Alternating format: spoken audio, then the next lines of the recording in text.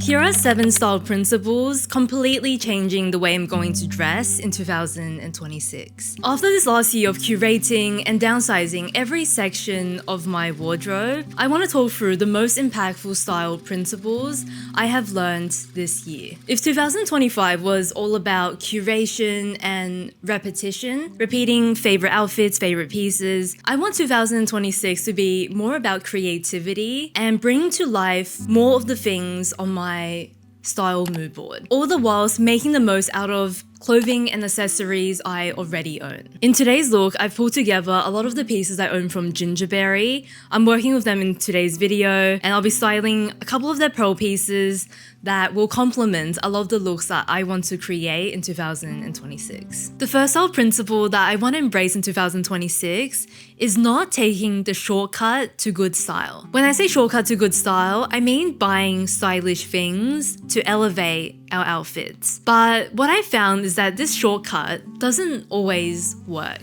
because we feel like when we buy something new, it's making our outfit more stylish. But a few months later, when the novelty of a new item has worn off, and we look at an outfit objectively, just because it's a new item doesn't actually make it better if it hasn't been styled well. So with realizing this, I want to put the emphasis on creativity, on good styling, because there is so much inspiring me on my mood board that I want to bring to life. Everything on my mood board is styled. There is nothing I can buy at the shops right now that is going to help me recreate this look. Even if I were to buy a blazer like this or corduroy trousers like this, it's not necessarily going to give me this look unless I focus on the styling. In fashion, it can be very much about, the hottest item, things we want to own, and 100% like that is a part of it. But I can also go about buying stuff and then never bring it to life in the way I envisioned. Good example are like charms. I have lots of little charms that I want to make into a charm stack, but I haven't quite figured out exactly how to do it, to be honest, and how to style it so that I like it. And I want this year to be the year that I fidget with the pieces I have to make that happen. I think this is what's gonna ground the rest of the video. More creativity, making the most of what I own, and not relying so much on just the new and shiny things. Second style principle for 2026 is redefining what luxury looks like to me. And I want to place like artisanal, handcrafted items above logos, and branding. The way I think about this is that while these two things can definitely overlap, at a certain price point, you're usually paying for one or the other. What handmade and artisanal looks like to me is things like a fisherman's sweater. This is inspired by that fisherman daughter aesthetic, as well as fisherman core. And it's just these beautiful traditional cabled sweaters designed for people who used to work at sea. These were often handmade, made to be very durable, very practical, and I think aesthetically these are so beautiful to style. I've been very into handbags that feel very artisanal and high quality. I've got this crossbody bag in this navy brown color. It's so nice in quality. It's such a simple design, but it's rooted in heritage. It's like a postman bag, and it's luxurious because of the quality. Straw bags have the same effect, and something I want to mention here is that obviously straw bags for summer, but I do also love straw bags in winter outfits. As long as it's not rainy or snowy outside, I love the way they look together. It brings that lightness into a lot of heavy winter pieces. For shoes, I really love to see hand stitching in shoes. It's just a sign of like traditional craftsmanship, and it's a sign of quality. It just feels really, really special to see. The side effect is that because it is so artisanal, you are inclined to have it for much, much longer. Not just because the quality holds up, but also because that item feels more unique. I want to talk about a little luxury that belongs in this category, and that's pearl jewelry. I want to speak about Gingiberi, who are especially known for their beautiful, beautiful pearl jewelry, and show you some of my favorites. One of my all-time favorite pieces is the Rococo.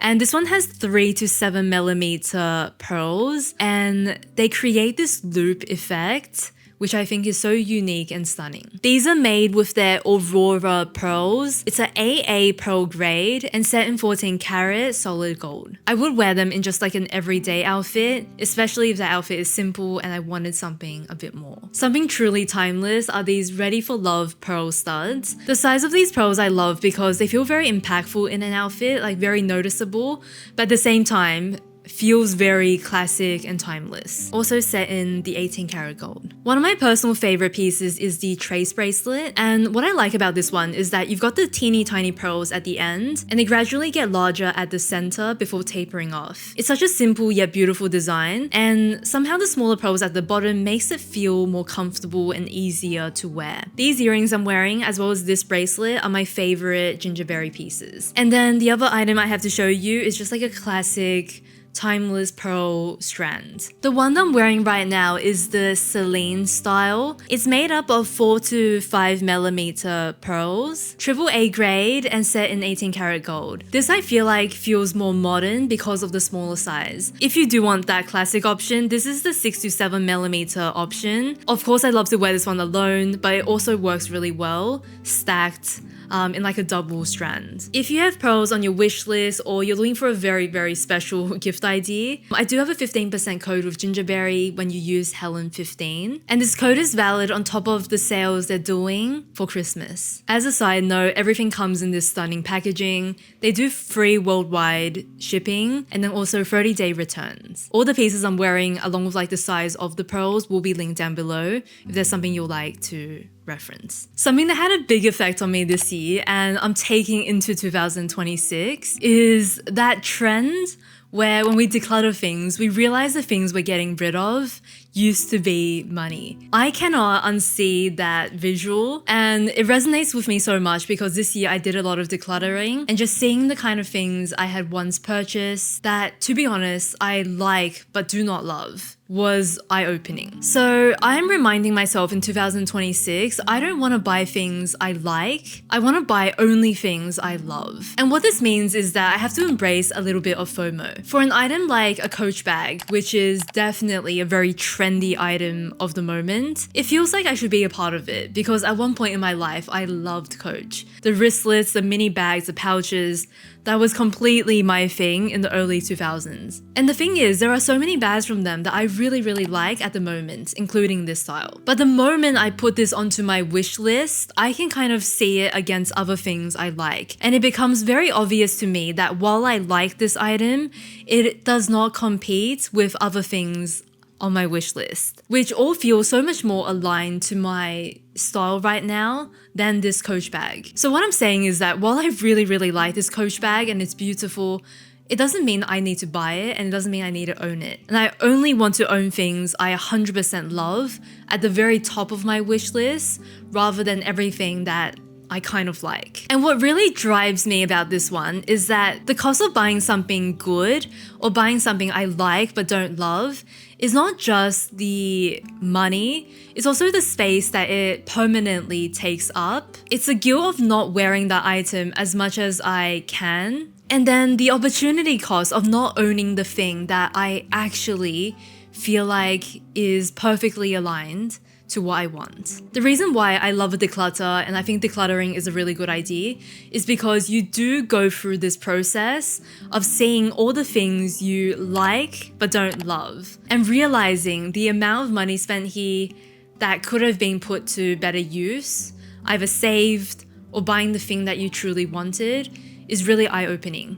And it makes me question, I think, every single thing I buy a lot more than I would have before this process. If I'm shopping for new clothes or if I'm styling together an outfit, something I want to prioritize is mood and the feeling of an outfit above just the aesthetic and style. So what I mean by this is that when I look at a garment, sometimes it's not the V-neck or the round neck or the particular shade that makes me love it or hate it. It's the vibe that it creates once I put it on. The best way to explain this is that sometimes we have two very similar items of clothing, and if one works, the other should also work. But in my wardrobe, sometimes that's not the case. And I pin it down to the feeling I get from an item once it's on. When I put an item of clothing on, even if I like all the details and the way it looks on the rack, if it feels too too fussy, too frilly, overly put together, I usually won't like it on myself and I won't reach for that item. And the interesting thing here is that I might love it on someone else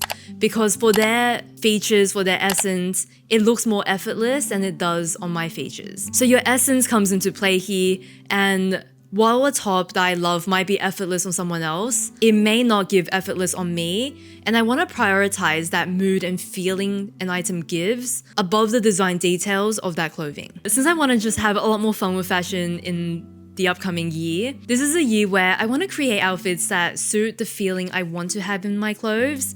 I want to feel creative, but I like clothes to feel quite simple, quite clean, quite crisp. More effortless feeling as opposed to too put together, too serious. And I want to channel that feeling in basically everything I style and everything I bring into my wardrobe. Something I want to do in 2026 is to challenge myself to wear everything I own so nothing goes to waste. You know, there are certain things in our wardrobe that we really like, but for one reason or another, we never prefer it to other things, or we never get around to wearing it. And all the while, I may still be kind of browsing for new things for my wardrobe. Well, in 2026, I really want to get to maximizing things I already own. And that means taking clothes I really like, but maybe are not like my absolute favorites, and making sure I wear them. I come up with ways that I really enjoy wearing them to get the most out of my wardrobe. The reason I want to do this for my wardrobe is that there are so many examples this year where when I bought an item, I honestly had a bit of regret. And then a little bit later, when I kind of figured out how I like to wear it, it became a staple. So I actually liked the item more after a while of experimenting. And this makes a lot of sense to me because it takes a while to come up with combinations with that item you really like. A really good example of my Tod's loafers, I mean, when I bought them, I loved them, but then they took like a big drop. And then this year, like, they've become my most worn shoe because I've like shopped my wardrobe, I've made them work, and now I know how I like to style them. This is a pretty extreme case, but it's happened with a few pieces and it's inspired me to go back, shop my wardrobe, and have this happen to more of my old favorites. I've also noticed a pattern in my wardrobe where sometimes I restyle an old item or I shop my wardrobe for something and I come up with a combination I love. And then it has this snowball effect where I start to repeat it all the time and it goes from being worn occasionally to being worn all the time. So I'm hoping for that to happen with more of my pieces I already own. We often speak on my channel of like trends we don't want to be a part of, but something I do want to be a part of is this new trend of frugal chic. It's basically like minimalism rebranded into underconsumption core, rebranded into frugal chic, where it's about living a life of quality, but at the same time, being a little bit more frugal about it. With this frugal chic concept, I've branched out into a few things I want to do for 2026. First one is inspired by my mum. She is so frugal chic because all her clothes always look more expensive than they are. And it's because she has them ironed.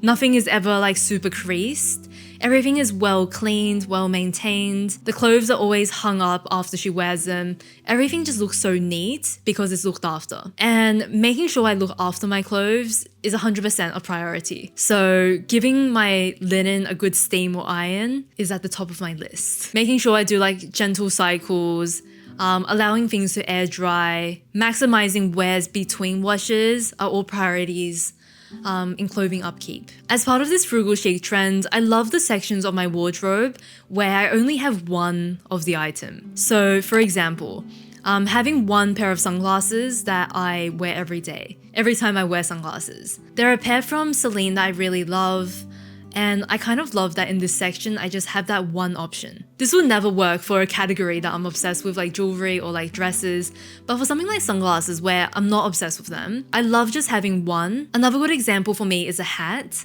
like a simple everyday hat. I wear the same style, this black hat, and I'll wear it till I lose it or like it falls apart. It then allows me in this section to kind of choose something a little bit more elevated because I know it's the only one I'll have and I'm going to wear it for a long, long time. I've also spoken about this in terms of like a good black dress, a good white dress. Having one really classic plain dress that you 100% love is going to go much further than having a bunch of styles that you kind of only like. Frugal chic, while very trendy, feels very aligned to what I want for 2026, and it's kind of like trying new things, being creative without necessarily adding a ton of stuff to my wardrobe. So it's even like a new haircut, a new hairstyle, a new updo, changing up the hair within an outfit. It could be elevating something we already own. There are a few pieces that would really benefit in my wardrobe from being tailored. So either getting the pant tailored to the right length, or fixing up a sleeve or a detail here or there to make it just right. It could also be a little DIY, changing out buttons, like I said earlier, for something that you don't really like at the moment. Again, that thing someone said to me where they embroidered their own clothes, and that could definitely transform so many pieces that are just average at the moment. As part of frugal chic, I love the idea of more secondhand shopping to find the dream item. Oftentimes, in the latest collection, everything can actually feel quite repetitive because we're seeing it across all the brands, we see it on the streets, whereas going back to like archival older collections can mean that you get that really interesting thing and secondhand to a fraction of the price you would pay new. If you see me with a new designer handbag in 2026, there's a good chance it's pre-loved from a past collection. Another style principle for 2026 is that sometimes creating limitations and reducing the decisions triggers my creativity. So on the most basic level, this is about having a smaller wardrobe, fewer choices, so that we spend our time on the things that matter. When I have a big wardrobe, what I find is that I pull out half the stuff in the morning, I'm trying to decide what to wear, and I run out with a half-styled outfit because I spent all my time deciding what to wear. And 9 times out of 10, the outfit I created was not great. And instead, what I really want to do is to kind of know what I'm wearing, so then I can spend my time in the morning on styling and putting together those final finishing details that makes an outfit good. Having a smaller wardrobe, having like limitations in what you have, what you can choose from, always triggers my creativity. This is not something I made up. This applies, I think, across design. I always hear architects, interior designers talk about how when rooms have limitations, they come up with the best designs because it forces them to work around it creatively. And then the second thing here is that sometimes we have lifestyle limitations, and I want to kind of almost problem solve these to bring my dream style to life. I am often inspired by things that my fantasy self would wear, something formal, dressy, for a lifestyle that is far more fancy than my own. So then it feels like this piece of inspiration is not relevant to me. But actually, I love to be able to take elements of it and work it into my everyday outfits in a way that feels practical. If I see something on the runway, it could mean taking a color palette and making it work for my everyday. You know, sometimes I fall in love with like a good blazer, but my lifestyle is casual.